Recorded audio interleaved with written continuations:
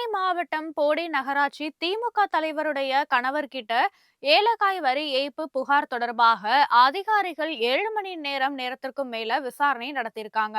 போடி நகராட்சி தலைவராக உள்ள திமுகவை சேர்ந்த ராஜராஜேஸ்வரியுடைய கணவர் சங்கர் திமுக மாநில செயற்குழு உறுப்பினராகவும் போடி கவுன்சிலராகவும் இருக்காரு. தன்னுடைய மகன் லோகேஷ் மற்றும் நண்பர்களோட இணைந்து சங்கர் ஏலக்காய் வியாபாரம் செய்கிறாரு. இவர்கள் பல கோடி ரூபாய் அளவுக்கு வரி ஏய்ப்பு செய்துள்ளதாக வந்த புகார்ல 3 நாட்களுக்கு முன்னாடி வருமான வரித்துறை, ஜிஎஸ்டி, அமலாக்கத்துறை அதிகாரிகள் 50 பேர் கொண்ட குழுவினர் 25க்கும் மேற்பட்ட கார்கள்ல சங்கருடைய வீடு கிடங்கிற்கு சென்றாங்க. அங்கு யாருமே இல்லாததால கிடங்கு பூட்டை உடைத்து சோதனையும் நடத்திருக்காங்க.